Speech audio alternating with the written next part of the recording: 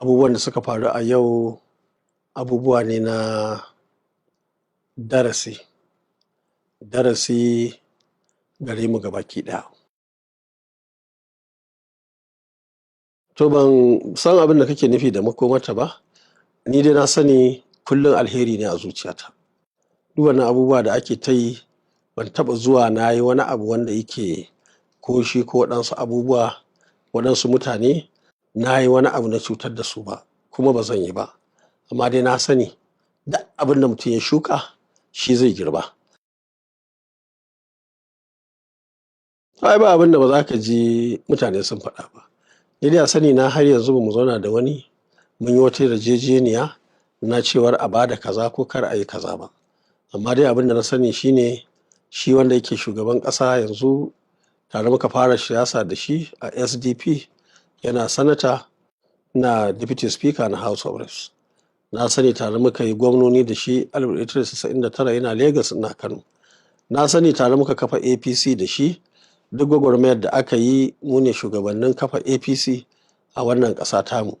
Saboda haka kullum mutane su san cewa ƙarya fure take ba ta 'ya'ya.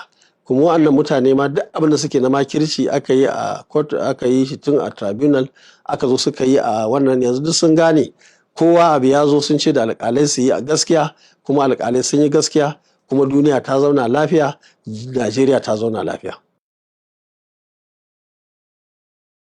Babu wani tangarɗa, babu wani tangarɗa. Muna nan muna tafiya, suna yin jama'iyyarsu muna jama'iyyarmu. Inda ya kamata inda mu taimaka musu, su ma inda za su taimaka mana su taimaka, haka za mu tafi ai.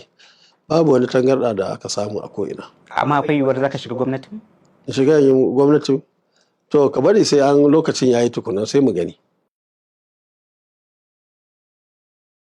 Gwamna shi ne gwamna. Kowa ɗan ba da shawara ne.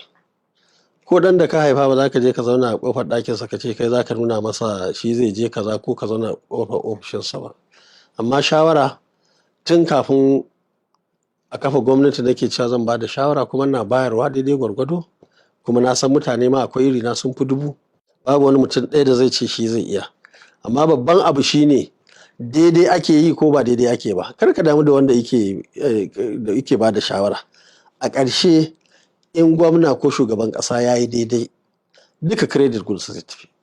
Idan gwamna ko shugaban ƙasa bai daidai ba, duk matsala ta taso gurin kansa za ta je ta tafi. Saboda haka mutane ne ba su gane ba. Ni lokacin da ina gwamna ina tabbatar maka da cewar ko a dustbin inda ake zubar da shara na ga shawara wani ya rubuta, ko jarida ko mai tsufanta, ko a rediyo na ga mai amfani zan ɗauka. Sai mutane sun gane, wasu ba su gane ba. Komai da lokacinsa. Lokaci zai zo na siyasa. Yanzu mu abin da muke so shine duka wa'anda Allah ya sa suka samu dama a ƙyale su gwada gwanintarsu. To gaskiya akwai matsaloli, to amma dama kamar ita Supreme Court tunda ita ce dama ta ƙololuwa, inda ka shiga kotu a yau da ka ji irin su wa'annan manya-manyan alƙalai na Supreme Court yadda suka yi wa na ƙasan fata-fata. Sun faɗi maganganu wanda inda kamar a wani tsari ne ko a wata ƙasar, su kansu wanda suka yi wannan laifi kamata a yi su da kansu su bar aiki.